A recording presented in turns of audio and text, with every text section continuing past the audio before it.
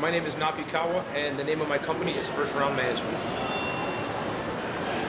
Some of my clients at First Round Management include guys like John Bones Jones, Ben Smooth Henderson, Carlos the Natural Born Killer Condit, Thiago Alves, Big Country Roy Nelson, Frank Mir, and a whole bunch of other different guys as well. Got close to 20 guys in the UFC and some guys in Strikeforce, including Gilbert Melendez and Devin Cole, who'll be fighting real soon, and just a whole different variety of guys that are represented. It was actually a pretty funny story. I first started in football back in 2005 because some of my friends that played football had asked me to get into it. I did, and I actually was all right with it and did pretty good with it. And I worked at with a big firm for a little bit, representing. We had, I think, combined like 75 guys, active guys in the NFL at the time, and I represented some of the best guys in football that had retired at this firm. And I learned a lot about marketing and just sponsorships and just different things that the NFL player goes through. In 2008, I started going back to the gym and training in jiu-jitsu and stuff like that. And 1 month into it, 1 week into it, I was at an American Top Team gym locally in Miami, and the instructor there was an instructor of mine 10 years earlier, which was the last time I'd ever done anything in jiu-jitsu. And he said to me, "Hey, I got this kid, he's pretty damn good, and he just knocked out this legend of the sport, and he might be fighting, for a title, and he needs your help." So I drove up to American Top Team, and I met this kid by the name of Thiago Alves, and we kind of went from there, and that's pretty much how it happened. So I represented Thiago right after the Matt Hughes fight, and I've been with Thiago ever since, and have helped build this firm from day one with Thiago Alves and through Thiago Alves. So the best part about the MMA industry realistically is the fans and all the the different things that they bring to the table. I love the relationship with the fighters, the guys and stuff like that. It's a really nice experience to meet different guys and different from different backgrounds, different family sets, and just things of that nature. And I think the human relationship aspect of this whole thing is probably the best part of the MMA industry. All that stuff about traveling and get to go on all the fights, it's cool, but trust me, it's overrated. After a while, the traveling really wears on you. The fights off the chain, always an experience every time. You should always try to go if you can. But for those of you guys out there that just wondering about this whole MMA business, I think that what really is the most interesting part is when you get away from all the glitz and glamour, is the actual human contact, the human relationship with the fighters. I think I just said it. Worst part of this MMA industry is the traveling, and the honestly, I think probably one of the worst things is the losing. When a fighter loses, just the pain they go through and the things that they have to endure from the fans and stuff like that sometimes can be bad. But for me as a manager, I think watching that, it's probably up there. Watching a guy lose and seeing the negativity that comes with it, that's probably the hardest thing. And the worst thing I think is all the travel. I think it's just a lot of shows. When you think about all the local, regional stuff and the UFC stuff and all that, it just becomes a lot.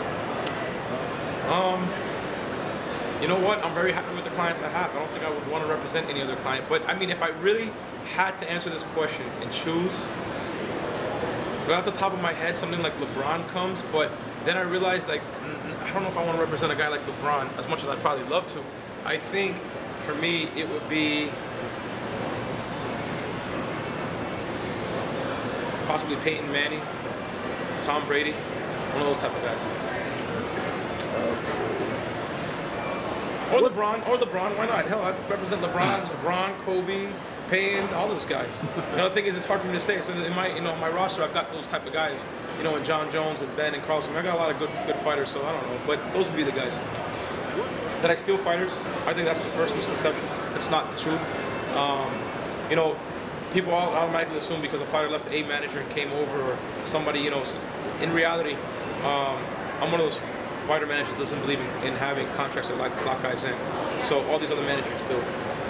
When a fighter comes to see me or ask about me, or they talk to a fighter about me, that's where the relationship usually starts.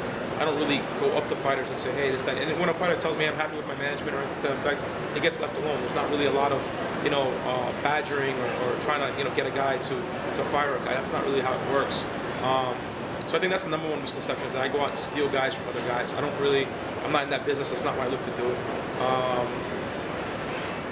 And that's probably the number one misconception is that, I'm some sort of like snaky type of guy. I think I'm one of the most, honest guys. I try to do the best work I can. I do everything on the up and up. I'm the most clearly wide open guy out there. So, I don't know. It's a tie.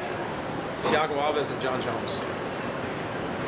Both are divas. I'm just kidding. I love both of them, but I think both guys. I mean, me and Thiago got a relationship for 3.5 years now, I think, and we're maybe going on 4 years now. And John, obviously with all his stuff, it's a lot. But yeah, I think those two guys would probably be a tie. Diego Sanchez, and I'd have to say Alan Belcher. I think it's good. It's okay. I think. Here's the thing. If for whatever reason, in my mind, it's a good relationship. I get the job done for my clients. They help me get things done. I think it's good. But if someone was to ask them and they were to say, I hate that guy, I think then I'm doing a really good job. So I don't know if my job is supposed to be liked by them or not liked by them, or if I'm supposed to have a good relationship or not. I think our relationship is fair across the board. I like Joe. I like Dana. I think they like me. I think we get along pretty well. Everything that we've ever had to get done together, we've done it. So I think it's cool. Other promoters, same thing. I mean, some guys really like me a lot, other guys don't. So it just really depends. I'm not easy to deal with. I don't just bend over or lie down for anybody either, and that goes for everyone. UFC, Strikeforce, whatever. So I'm a very fair guy. I ask for what I need, get what I want if I need to, if it's necessary for the fighter. And that's my philosophy. Fighters first. So whatever they need is what happens. And sometimes promoters like it, sometimes they don't. But I'm the mouthpiece for these guys. That's what I do. I guess I can tell every single fan out there that if there's a job that you really want to get into, where you like to help people, and you feel like you can make a difference, being an MMA manager is that. I really thank God for my role in MMA. I thank God for all the positive stuff that's happened because of the sport, and the UFC and everything like that. And I think that it's a lot of hard work, a lot of determination, and if you're that type of guy or that type of woman, then you should definitely try to give it a shot. Get into it and come compete with the big boys, see what happens. I'm Malki Kawa, and I'm the guy behind the guy.